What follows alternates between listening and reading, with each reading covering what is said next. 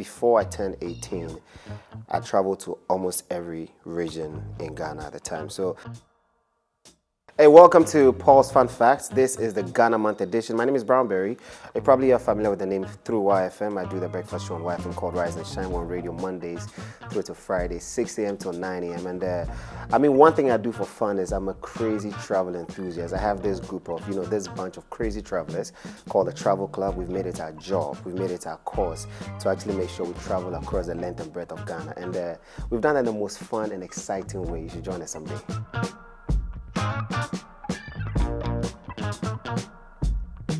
So my first question is, what inspired your passion for exploring Ghana first before other destinations? This is actually the reason why Travel Club was actually founded. Before I turned 18, I traveled to almost every region in Ghana at the time. So the final region I went to was, Upper East and the Northern region. That was the final part. So I was like, you know what? I've been to almost everywhere in Ghana, and Ghana is beautiful.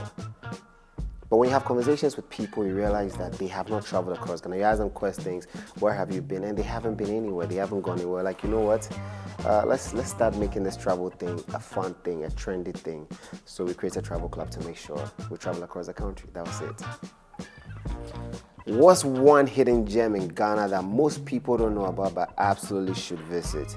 Now, you see, this question is a tricky question. It's a very difficult question because if you're someone who loves traveling in Ghana, you realize that there's so many hidden gems. There's so many. It's difficult to actually bring it out to 5, maybe bring it out to 10. But I'm going to try. There's a place in Biakba called Mountain Paradise. Now, Mountain Paradise, it's not even the location I'm talking about. They have a waterfalls affiliated to them. The original name is Kulugu Falls, but now they've changed the name to Paradise Falls. And I can bet that a lot of people have never been there before. I had the opportunity, the owner at the time, may God bless his soul, took us there. Mr. Tony took us on a very interesting trek to Paradise Falls. Now, what I love about Paradise Falls is the fact that the waterfalls, it's like multiple waterfalls, and then it gets to a place where it's just like a pool. A pool where you can have a barbecue, you can have dance versions, you can have parties. The water is not too deep, it's enough for you to have a good time in. I personally think that's one place a lot of people should visit. It's called Paradise Falls now. You should look it up and put it on your agenda. Make sure you visit. It's not a regular place people normally go to. Which historical site or cultural experience has been the most memorable for you? Okay, so for the past 3 years, we've made it our job to join the people of Winneba to celebrate Apoachere. So every time we go, there's a white team and there's a red team. Every time we go, we try to join a different team to see who has a better experience. So when you join the red team, they tell you, the red team has all the vibes. They cross so many different types of water bodies before they get to catch the deer or the antelope. And, some people call it bushback. And then the white people to say, no, theirs is more fun. So we've made it a point to join all of them. So as a cultural experience, we all read about this in social studies. But imagine being there on the ground or actually following them when this is actually happening. It's an experience. And the reason I'm saying this is that if you're in the capital of Ghana, which is Accra, Winneba is not very far. You can actually go be a part of this, in the first quarter of pretty much every year. So it's one I think a lot of people should experience. Many travelers focus on Accra, but what's an underrated region in Ghana that deserves more attention? Without thinking twice, I think the Volta region. The Volta region has so much to offer. The Volta region has amazing food. It has amazing people. It has amazing stories. It has some of the most interesting, landscape you can think about. There's mountains, there's a sea, there's lakes. It pretty much has everything. So I think the Volta region is one that whatever you do, you need to make sure you spend time to explore. There are so many different sites to experience. If someone had only 1 week to experience Ghana, what would your ideal itinerary look like? You see, this is a very difficult thing to do. 1 week, is that 5 days or 7 days? Which one is it? 7 days. Okay, so in 7 days, I would think if you're starting from the capital, you start this way. You go towards Cape Coast, you go towards Central Region, experience Central Region, go to the Omina castles, the Cape Coast castles, the Kakums, and then you actually enter Western Region. Enter Western Region, have the experience of the West, some of the most beautiful people you can ever meet are from the West. And then you enter Ashanti region. Now we're doing the southern part. You enter Ashanti region, experience the rich history of Ashanti land. Ashanti region has some of the most interesting. If you're looking for history, if you're looking for culture, you should be in Ashanti region. It's one of the most beautiful places. It's so rich in everything. There's so many places you can go to. The museums are available. There's the Misha Palace. There's the Bonwere Kente Weaving Town that you can actually experience as well. There's Bobri Butterfly Paradise as well that you can also go and see. There's, of course, the very famous Lake Tree that you can experience there as well.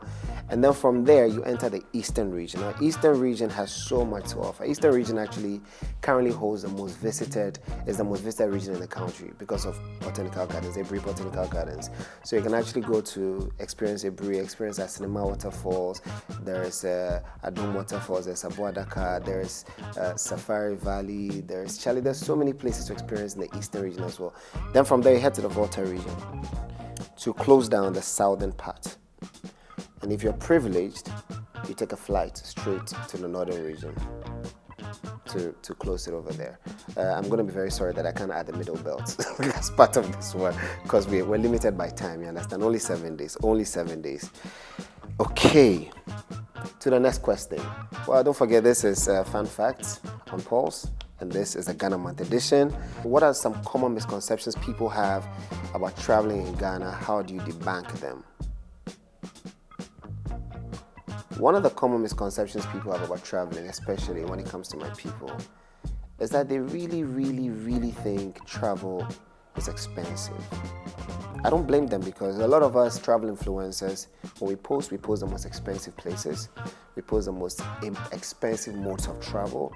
But you see, Ghana is one of those places where you can actually genuinely travel with the locals, using public transport, and enjoy a very good experience. And that way you actually get to experience the people as well. So if you're looking at it from, your Instagram goals, your top 5 hotels, your 5-star experiences, it's going to be difficult. Like, I think it should be expensive in everywhere else, but it's not as expensive as people make it seem. You just have to enter a bus and Charlie, a few hours later you're in a different part of the country. So it's not as expensive as people say it is. Take a leap of faith, get into a bus and travel. It's that simple. March is Ghana Month. What does this mean to you? What does this time of the year mean to you? And how do you celebrate it as a travel enthusiast? Okay, so Ghana Month, for us, every month is Ghana Month to start with. But in March, we take it a whole new level and make sure that, yes, we introduce a lot more people to a lot more places. So our itinerary this month has so much more travels than the regular month will have. It has trips even on Sundays, it has trips even on weekdays, and that's the whole idea.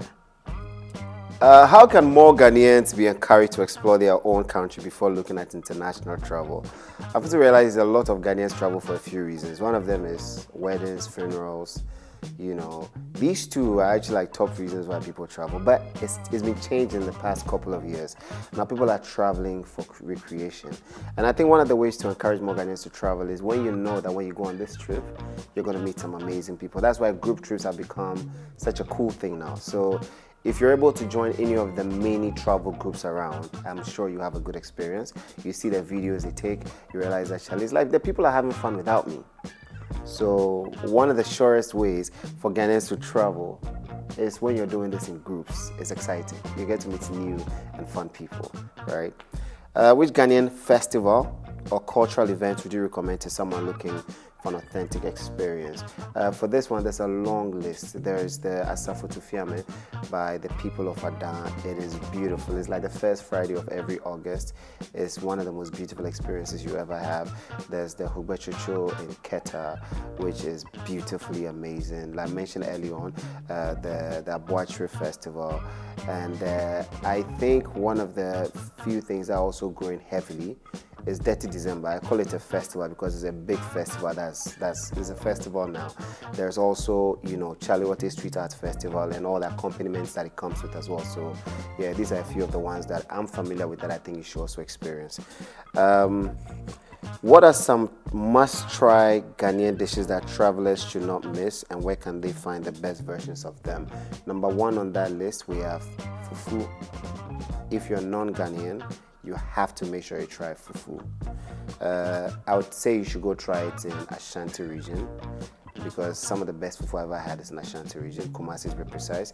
There's also TZ. The best TZ I've had so far is from the Upper East. To be honest, Bogatanga had some really good TZ as well. That's Tuozafi for the people that don't know. You should try. Volta Region has too many local dishes, man. It's so beautiful. You should try abolo. You can get it when you're traveling. You should try akle and fetridechi and keta. Absolutely. You should make sure when you are in the capital, you go to a typical place. You can go to Jamestown and enjoy some serious gankenke. It's a must taste. Okay, make sure you taste and have that as well. So yeah, these are a couple of them off the top of my head. Okay, I mean, all in all, Ghana is an amazing country. Anybody that comes here talks about the testimonies are out of this world. So if you haven't been to Ghana yet, I think watching this is your cue to make sure you visit Ghana as soon as possible. And when you get here, there's a couple of places to go to make sure you visit all these places, enjoy it. If you're Ghanaian and for some weird reason you haven't been to your hometown before, because as usual, my father and mother, they never took me there. Please listen, you're grown. At this point, you can do this yourself. And we've done that for a lot of people. Travel Club Ghana, look us up at Travel Club GH on social media. We're out there having some of the most fun experiences. And I hate to say that you allow us to have fun without you. Let's explore Ghana together. Let's taste some amazing food. Let's meet some amazing people. And all in all, let's promote our motherland. My name is Brownberry. This has been Pulse Funfacts, the Ghana Month edition. Hope to catch you around.